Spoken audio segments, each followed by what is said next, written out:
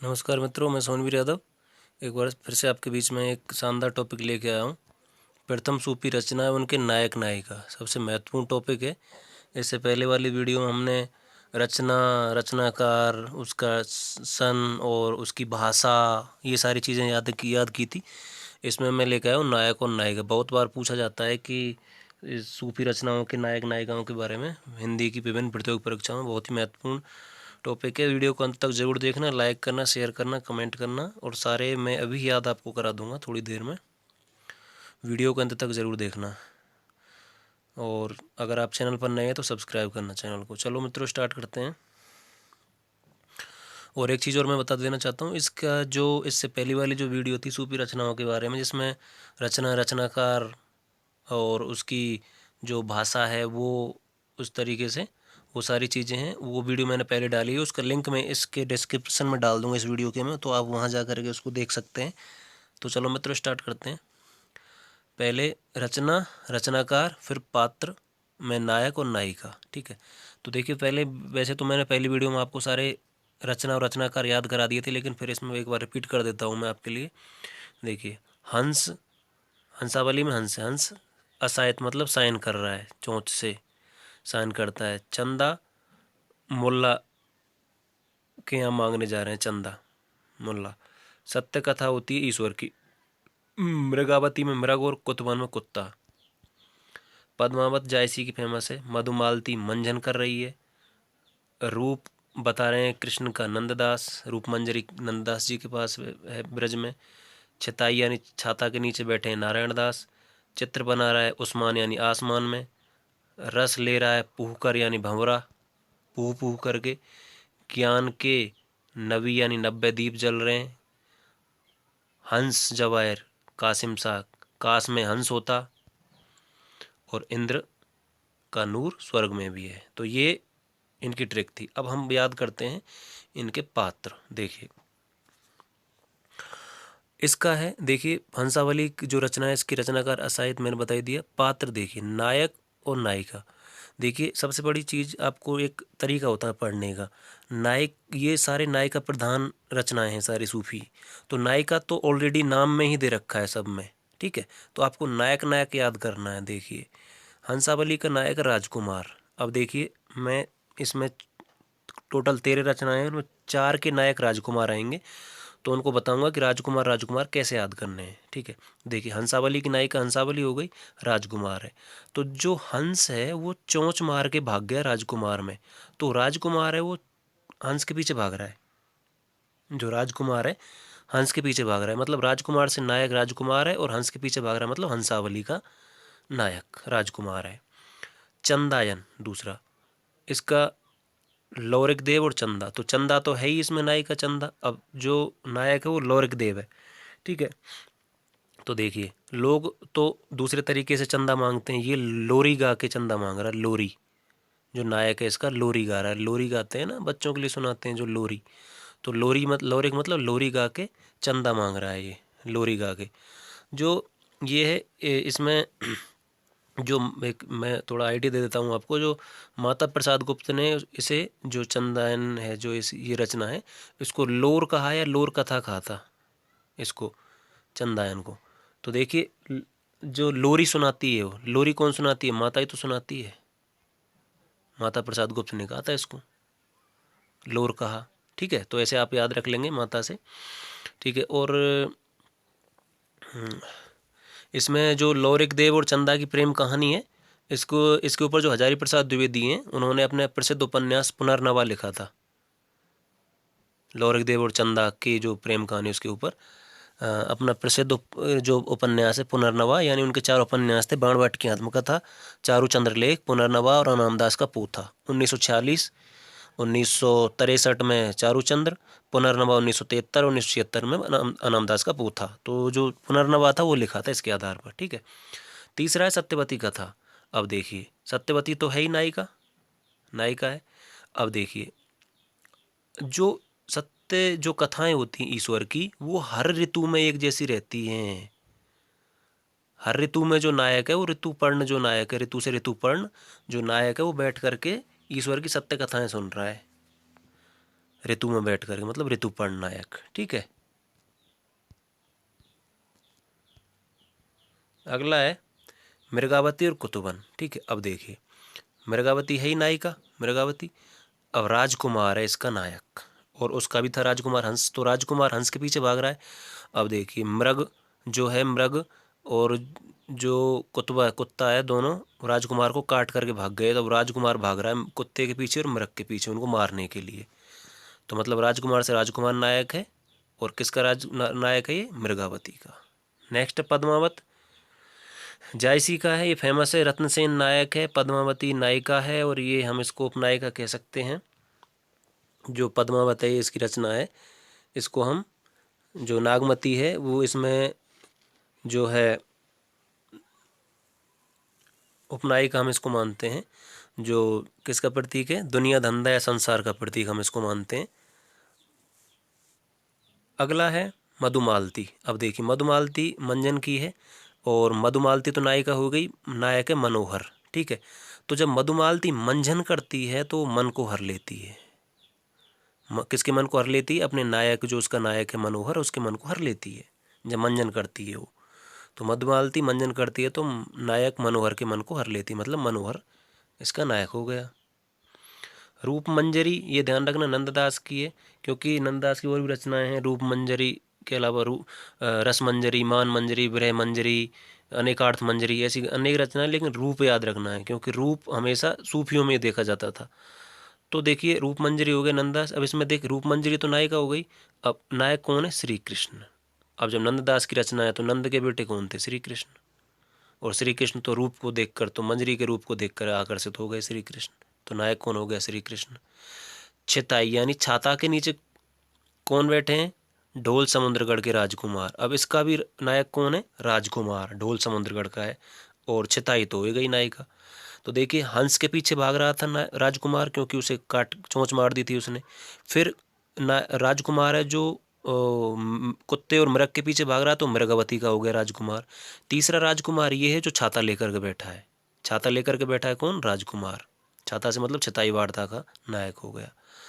नवा है चित्रावली उस्मान। अब देखिए, अब आसमान में चित्र बनाता है ये, और आसमान में, अब चित्रावली तो हो ही गई नायिका, अब नायक कौन है, सुजान। अब आसमान में चित्र तो वही बनाएगा ना जो सुजान होगा, मतलब सु यानी अच्छा, जान यानी जानने वाला। जो अच्छा चित्र बनाना जानने वाला होगा वही तो चित्र बनाएगा आसमान में। भाई सुजान होगा वही तो आसमान में चित्र बनाएगा। तो नायक कौन हो गया, सुजान। तो सुजान नायक ही चित्र बनाएगा, चित्र बनाएगा कहाँ पर, आसमान में।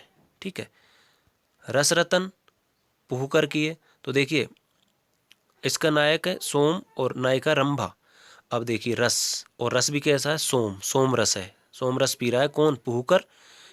और जो नायिका है वो रंभा रही है साइड में बैठी कर की, बैठी बैठी कि मुझे भी सोम रस पिला दो। नायक से कह रही है सोम से कि मुझे सोम रस पिला दो। सोम से सोम हो गया नायक, रस से रस रतन रचना हो गई। ठीक है, और रंभा हो गई, रंभा रही है नायिका, तो उसको दे ही नहीं रहा है रस, तो नायिका होगी रंभा। ये थोड़ा सा अलग है। ज्ञान के 90 दीप जल रहे हैं, ज्ञान के 90 और दीप जल रहे हैं। ठीक है, तो देखिए ज्ञानदीप तो हो गया नायक, और देवजानी मैंने आगे भी लिखा है, एकमात्र ऐसी रचना है सूफी जो नायक प्रधान रचना है। ध्यान रखना, प्रश्न पूछा जा सकता है। और नायिका है इसकी देवजानी। तो देखिए जो ज्ञान के जो 90 दीप जल रहे हैं उनको देवों ने भी जाना है। देव भी जानते हैं उसके बारे में कि ज्ञान के 90 दीप कैसे जलते हैं। तो देवजानी हो जाएगी नायिका। ठीक है, हंस जवाहिर में देखिए हंस तो हो जाएगा आपका नायक, और नायिका जवाहिर हो जाएगी। ठीक है, इंद्रावती में नूर मोहम्मद। अब देखिए इंद्रावती है ही नायिका, इंद्रावती नायिका, और ये है राजकुमार यानी राजकुमार। ठीक है, तो राजकुमार है जो इंद्र से प्रार्थना कर रहा है कि बरसात कर दो। अब देखिए 4 राजकुमार आए हैं। एक राजकुमार हंस के पीछे भाग रहा है, हंसावली का। दूसरा राजकुमार मृग और कुत्ते के पीछे भाग रहा है, मतलब मृगावती का। तीसरा राजकुमार छाता लेकर के बैठा है, मतलब छिताई वार्ता का।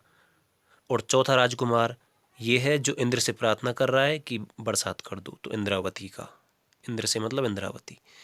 सभी महत्वपूर्ण सूफी रचनाएं जिनके नाम सभी महत्वपूर्ण सूफी रचनाएं जिनके नाम नायिका के नाम पर हैं, अर्थात सभी नायिका प्रधान रचनाएं, जबकि शेख नबी की जो ज्ञानदीप है वो एकमात्र नायक प्रधान रचना है। ये ध्यान रखना, ज्ञान के जो 90 दीप हैं वो जल रहे हैं, वो कौन जला रहा है? नायक जला रहा है, ध्यान रखना।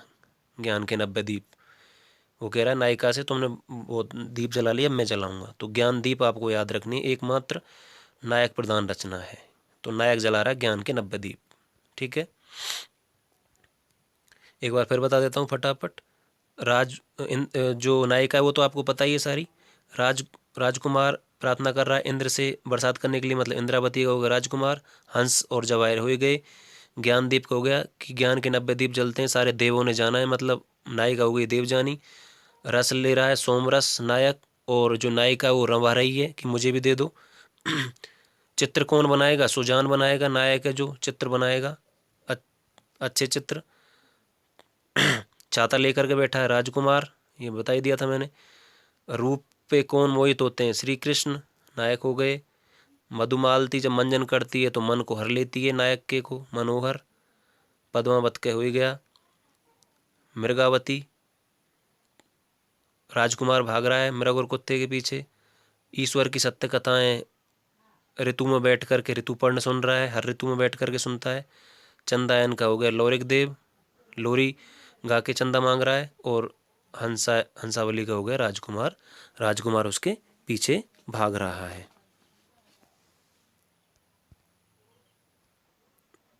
देखिए ये जो रचना है मधुमालती, मधुमालती है, ये एकमात्र ऐसी रचना है जिसमें उपनायक और उपनायिका भी हैं। उपनायक और उपनायक है ताराचंद और उपनायिका है प्रेमा।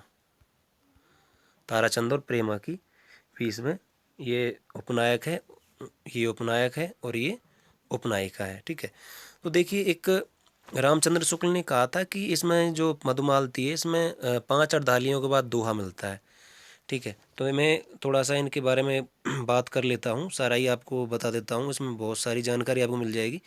तो देखिए जो पहली हंसावली है, जो हंसावली है ये लिखी, ये किस में लिखी है? चौपाई और दोहा। पहले चौपाई है, फिर क्या है? दोहा है। ठीक है, अब मैं जिसके सामने चौपाई दोहा लिखूंगा वही है, और उसको छोड़ करके बाकी अब जो बचेंगी उसमें पहले दोहा आएगा और बाद में चौपाई आएगी, ये ध्यान रखना है आपको। ठीक है, तो एक तो हंसावली हो गई चौपाई दोहा वाली, दूसरी हो गई आपकी चंदायन, ये भी चौपाई दोहा की है, तीसरी आपकी पद्मावत हो गई। ठीक है, चौथी है जो वो आपकी चित्रावली हो गई, ये जो चित्रावली है। ठीक है, और अगर हम इसमें, मैंने उसकी चर्चा नहीं की है अनुराग बांसुरी की, क्योंकि उसमें कोई नायक नायिका नहीं है, तो लेकिन उसमें क्या है? बरवे रखे गए हैं, जो नूर मोहम्मद है उसने दोहा के स्थान पर बरवे रख दिए हैं। तो जो मधुमालती है ये वाली रचना रामचंद्र, क्योंकि जो जायसी थे, ये जायसी जो थे, इनसे पूर्व क्या हो रहा था कि जो कड़वकबद्ध जो शैली होती है, कड़वकबद्ध जो शैली होती है, कड़वकबद्ध शैली चल रही थी। कड़वकबद्धता वो ये था कि 5 अर्धालियों के बाद एक दोहा। ठीक है, ये प्रचलन था जायसी से पूर्व। तो देखिए कड़वक जो बद्धता होती है वो चौपाई के बाद दोहा रखने की जो शैली होती है उसको कड़वक बद्धता कहते हैं, कड़वक बद्धता।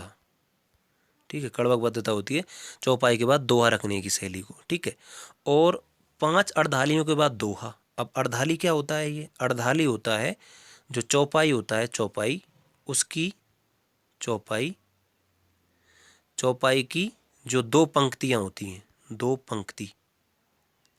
पंक्तियां होती हैं एक साथ, जो पूरी जो लाइन होती है उसमें एक एक एक पंक्ति यहाँ तक होती है, दूसरी यहाँ तक होती है, तो ये पूरी वाली जो 2 पंक्तियों क्या मानी जाएंगी? अर्धाली। ठीक है, तो ये प्रचलन था कि 5 5 चौपाइयों, 5 अर्धालियों के पास दोहा। तो उसके बाद क्या किया जायसी ने?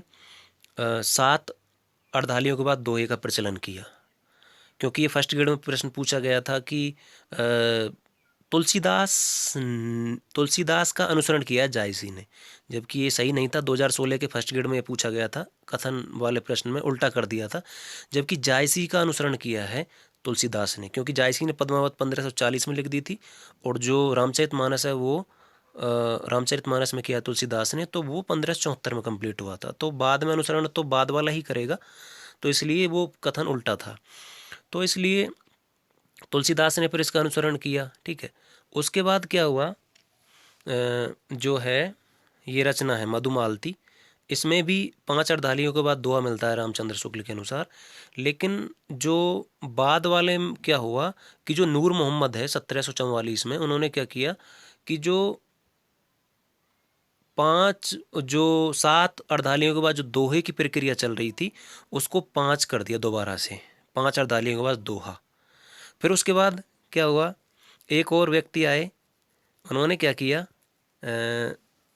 जो शेख निसार नाम था उनका, वो उनके जो पुत्र थे लतीफ़ की मृत्यु के गम को भुलाने के लिए उसने यूसुफ जुलेखा लिखी थी, और उन्होंने वहाँ क्या किया था, 10 अर्धालियों पर एक दोहे की रचना की थी, प्रावधान किया था। ठीक है, उसके बाद जो रीतिकाल जो है उसमें क्या हुआ था, रीतिकाल में चतुर्भुज दास कायस्थ थे, उन्होंने मधुमालती एक रचना लिखी है।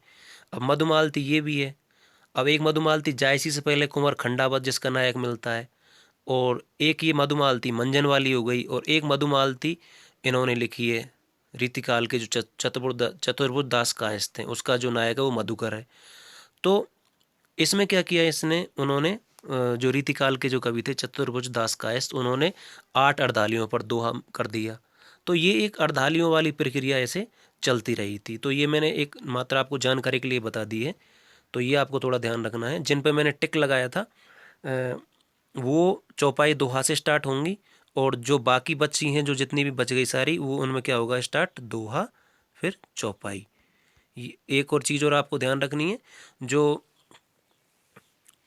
जो वो हैं क्या नाम है, नूर मोहम्मद हैं, उन्होंने क्या किया है, इंद्रावती है जो उनकी 1744 में लिखी थी, उसमें 5 अर्धालियों पर दोहा की पुनः शुरुआत की है, लेकिन उन्होंने जो दोहा है उसके स्थान पर बरवे रखे हैं उन्होंने, ये आपको ध्यान रखना है इसमें। लेकिन बरवे किस में रखे हैं, अनुराग बांसुरी में, ये ध्यान रखना है। शुरुआत तो नूर इंद्रावती से की थी उन्होंने अर्धालियों पर दोहा रखने की 5, लेकिन जो बरवे रखा है उन्होंने अनुराग बांसुरी में दोहे के स्थान पर बरवे छंद का प्रयोग किया है। तो ये बहुत ही महत्वपूर्ण आपको जानकारी मैंने दी है, तो आप इसको याद रखेंगे, और वीडियो को ज़्यादा लाइक शेयर एंड कमेंट करना, चैनल सब्सक्राइब करना, और इसका जो इससे पहली वाली जो रचनाकार और भाषा की जो वीडियो मैंने बनाई थी सूफी रचनाओं के बारे में, उसका जो लिंक है मैं डिस्क्रिप्शन में दे दूंगा, वो आप देख सकते हैं वहाँ से। ओके, थैंक यू, जय श्री कृष्णा।